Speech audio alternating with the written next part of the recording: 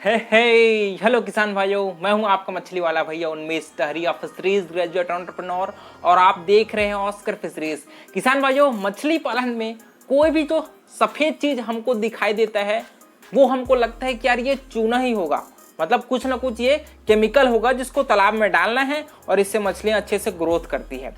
लेकिन दोस्तों, हर सफेद चीज है वो आपके मछली पालन के लिए उपयोग होता है, ये तो मैं मानता हूं, लेकिन वो किस प्रकार आपके तालाब में काम करती है और उसका कितने डोज हम अपने तालाब में डालना चाहिए, इसके बारे में थोड़ा सा मछली पालकों भाइयों को कम जानकारी होता है।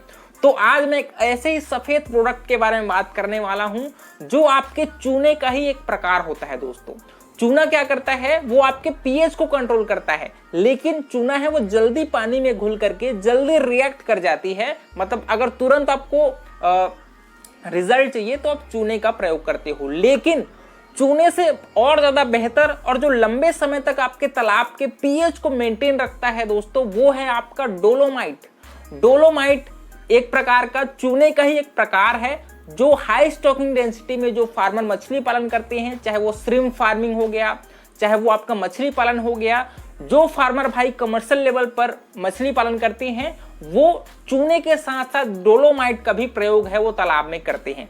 तो आज दोस्तों, डोलोमाइट को आखिर क्यों हम लोग तालाब में डालते हैं, चूना भी प्रयोग कर सकते हैं, लेकिन डोलोमाइट का ही एग्जैक्ट क्यों प्रयोग किया जाता है, इसके बारे में मैं आपको डिटेल से समझाने वाला हूं। और मैं ये भी बताऊंगा कि आखिर तालाब में डोलोमाइट डालते क्यों हैं और वो कैसे रिएक्ट करती है। सबसे पहले दोस्तों, आपको एक कॉन्सेप्ट को मैं समझाना चाहता हूं कि देखिए, मान लीजिए हम लोगों ने अच्छा एक हेक्टेयर का तालाब खुदाई किया, उसमें अच्छे से बच्चे स्टॉक किए, और धीरे से जब बच्चों को हम लोगों ने फीडिंग कराया और उस पानी को अच्छे से मेंटेन किया, तो मछलियां हैं वो धीरे धीरे बढ़ना शुरू होती हैं।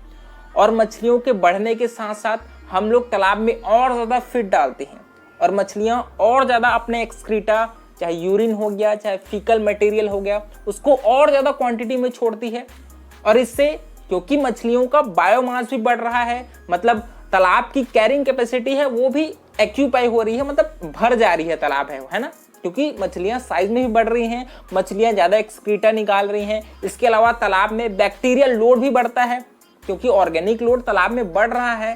साथ ही साथ तालाब में आपके बैक्टीरिया का जो रिएक्शन है, बैक्टीरियल कम्युनिटी है, उसकी भी संख्या बढ़ रही है। मतलब आपका तालाब है वो बहुत ज्यादा भरता जा रहा है। तो उस वहां पर तालाब में ज्यादा, जब आपके तालाब में ऑर्गेनिक कंटेंट और ऑर्गेनिक लोड बढ़ जाती है तालाब के बॉटम में दोस्तों, तो उससे स्लज का निर्माण होता है। और क्योंकि आपकी मछलियां न्यूट्रिएंट्स का भी प्रयोग करती हैं, आपका बैक्टीरिया भी न्यूट्रिएंट्स का प्रयोग करती हैं, जिससे तालाब में न्यूट्रिएंट्स की कमी हो जाती है। और ऑर्गेनिक लोड की वजह से तालाब के बॉटम में दोस्तों बहुत सारे टॉक्सिन्स रिलीज होते हैं। आपका अमोनिया रिलीज होता है, आपका कार्बन डाइऑक्साइड रिलीज होता है, जिससे तालाब के पानी का पीएच है दोस्तों और सॉइल का पीएच है दोस्तों, वो आपका आइडियल लेवल से मतलब 7 से नीचे जाने लगती है धीरे धीरे, जिससे तालाब में एक एसिडिक इन्वायरमेंट क्रिएट होता है। और एसिडिक इन्वायरमेंट आपके बैक्टीरिया के ग्रोथ के लिए सबसे ज्यादा जिम्मेदार होती है। जैसे ही एसिडिक इन्वायरमेंट मतलब 7 से नीचे पीएच जाना शुरू होती है, आपके बैक्टीरिया कॉलोनी है जो हार्मफुल बैक्टीरिया होती है, जो मछलियों में बीमारियां फैलाती है, उसकी संख्या बढ़ने लगती है। और वो बैक्टीरिया क्योंकि टॉक्सिन्स भी रिलीज करती हैं, हार्मफुल गैसेस भी रिलीज करती हैं, जो मछलियों के श्वास को बहुत ज्यादा इफेक्ट करती है, ऑक्सीजन लेवल को इफेक्ट करती है, आपके पानी के पीएच को इफेक्ट करती है। तो वहां पर हम लोगों को डोलोमाइट है वो तालाब में प्रयोग करना चाहिए। इसी वजह से हम लोग डोलोमाइट का प्रयोग है वो तालाब में करते हैं। आपको चीजों को मैं डीप में समझाने की कोशिश करता हूं ताकि आपका दिमाग है वो थोड़ा सा खुले, क्योंकि जब तक आप किसी भी प्रोडक्ट को तालाब में डालते हैं उसका एग्जैक्ट प्रयोग क्यों किया जा रहा है उसको नहीं जानेंगे दोस्तों, तब तक आप मछली पालन में एक अवेयर किसान नहीं बन पाएंगे। ठीक है, तो वीडियो को लास्ट तक जरूर देखिएगा, मैं डिटेल में आपको समझाने की कोशिश करूंगा। अब एक कंडीशन क्रिएट हो गया है दोस्तों कि तालाब में आपके पानी का पीएच है वो घट चुका है, मतलब एसिडिक हो चुका है, बैक्टीरियल लोड है वो बढ़ चुका है, तब हम लोग वहां पर डोलोमाइट का प्रयोग करते हैं। अब डोलोमाइट काम कैसे करता है उसको थोड़ा सा मैं आपको समझाने की कोशिश करता हूं। देखिए, मान लीजिए आपने डोलोमाइट है वो तालाब में डाली, तालाब में डोलोमाइट के डालने के पश्चात दोस्तों वो पानी में घुल करके आपका जो एसिडिक इन्वायरमेंट जो क्रिएट हुआ है उसको दोस्तों वो एल्कालाइन इन्वायरमेंट में धीरे से कन्वर्जन है वो शुरू होता है। मतलब पानी का पीएच है दोस्तों वो आपका 3-4 हो चुका होता है, वो धीरे से 4, 5, 6, 7 फिर 8 फिर वो आइडियल लेवल तक है वो डोलोमाइट है उसको पीएच को ले जाती है, जिससे एक बफरिंग कैपेसिटी क्रिएट होती है।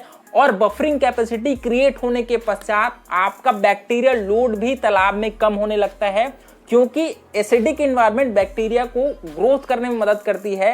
लेकिन जैसे ही वो एल्कलाइन इन्वायरमेंट हो जाती है आपके पानी का, तो दोस्तों वो बैक्टीरियल लोड को बहुत ज़्यादा कम कर देती है और वहाँ पर आपका डोलोमाइट है वो बहुत ही महत्वपूर्ण रोल है वो प्ले करती है। जैसे दोस्तों डोलोमाइट को हम लोग पीएच रेगुलेटर भी कहते हैं, क्योंकि ये तालाब के पानी को एल्कलाइन बनाने में बहुत ज़्यादा हेल्पफुल होती है। क्योंकि एल्कलाइन इन्वायरमेंट है वो मछली पालन के लिए बेस्ट होता है। इसी वजह से आपको जब भी तालाब में चाहे डोलोमाइट का प्रयोग करिए चाहे आप लाइम का प्रयोग करिए, आपको एल्कलिनिटी को जरूर तालाब में चेक करना है। एल्कलिनिटी का मतलब होता है कि कैल्शियम कार्बोनेट आपके तालाब में कितना उपलब्ध है, उसी के हिसाब से हम लोग चूने का प्रयोग करते हैं।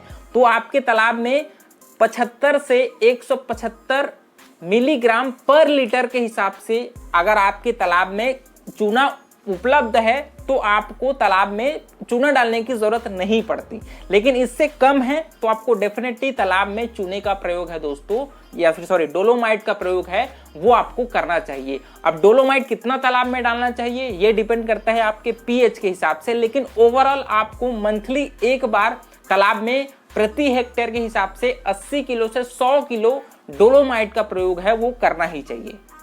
डोलोमाइट जैसे ही हम लोग तालाब में डालते हैं, क्योंकि हमारे तालाब में ऑर्गेनिक लोड बहुत ज्यादा हो चुकी होती है, बैक्टीरियल लोड दोस्तों, तो उससे क्या होता है CO2 गैस रिलीज करती है। क्योंकि स्लज को आपको उसको डिकम्पोज करने के बाद उससे CO2 गैस निकलती है और वही आपके तालाब के पानी के पीएच को एसिडिक बना देती है। लेकिन डोलोमाइट दोस्तों उस डिकम्पोजिशन की जो प्रक्रिया है उसको फास्ट कर देती है और आपके तालाब के पानी को एल्कलाइन बनाने में हेल्प करती है, जो मछली पालन के लिए बहुत ही बेहतर इन्वायरमेंट होता है। देखा होगा कि बहुत सारे फार्मर हैं वो जैसे ही तालाब की खोदाई करवाते हैं उसके बाद तालाब में डोलोमाइट या फिर लाइमिंग का प्रयोग जरूर करते हैं। तालाब में पानी भरने से पहले ही वो मिट्टी के साथ डोलोमाइट को मिक्स करते हैं, ताकि डोलोमाइट क्या करता है तालाब के जो मान लीजिए आपके मिट्टी है वो एसिडिक है तो उसको एल्कलाइन बनाने में आपके डोलोमाइट का बहुत ज़्यादा हेल्पफुल होती है। तो आप तालाब में आप खोदाई करने के पश्चात डोलोमाइट को मिट्टी के साथ मिक्स करके ज़रूर डालें। उसके बाद आप उसमें पानी को फिल करें और पहला जो पानी आप डालेंगे दोस्तों, फिल करने के हफ्ते भर के पश्चात उस पानी को आप बाहर निकाल दीजिए। उसके बाद फ्रेश वाटर है वो फिर से ऐड करिए, फिर उसके बाद आप फर्मेंटेशन करके बच्चों को तालाब में डालिए। इससे आपके तालाब में कभी भी एसिडिक इन्वायरमेंट क्रिएट नहीं होगा, एल्कलाइन इन्वायरमेंट है वो लॉन्ग टर्म के लिए बना रहेगा। और आप महीने में एक बार डोलोमाइट का प्रयोग है वो ज़रूर करिए, एल्कलिनिटी को ज़रूर आप चेक करिए, तभी आप अच्छे अपने कैलकुलेशन के हिसाब से डोलोमाइट का प्रयोग है वो कर पाएंगे। इसके अलावा दोस्तों डोलोमाइट तालाब में आपके न्यूट्रिएंट्स भी रिलीज करती है, जो ओवरऑल मछली के ग्रोथ के लिए बहुत ज़्यादा हेल्पफुल होती है। साथ ही साथ ये तालाब में पॉजिटिव बैक्टीरिया, अच्छे बैक्टीरिया को ग्रोथ करने के लिए भी हेल्प करती है। तो ओवरऑल तालाब के कंडीशनिंग में आपका डोलोमाइट का प्रयोग है वो बहुत ही ज़्यादातर होता है। तो किसान भाइयों, आप अच्छे लेवल पर अगर फार्मिंग कर रहे होंगे तो तालाब में डोलोमाइट ज़रूर रखिए। ये आपके मेडिसिन के रूप में यूज़ होता है, ओवरऑल पानी के ट्रीटमेंट के लिए यूज़ होता है। तो किसान भाइयों, अगर आपको वीडियो पसंद आएगा तो वीडियो को लाइक ज़रूर करिए। ऑस्कर फिशरीज को सब्सक्राइब करना बिल्कुल मत भूलिएगा, क्योंकि ऐसे ही हेल्पफुल वीडियोस मैं आपके लिए हमेशा लाता रहूँगा। तो मिलते हैं अगले वीडियो में किसान भाइयों, तब तक के लिए बड़ों का सम्मान करिए, छोटों को प्यार करिए और खुद का ढेर सारा ख्याल रखिए। Thank you, thanks for watching.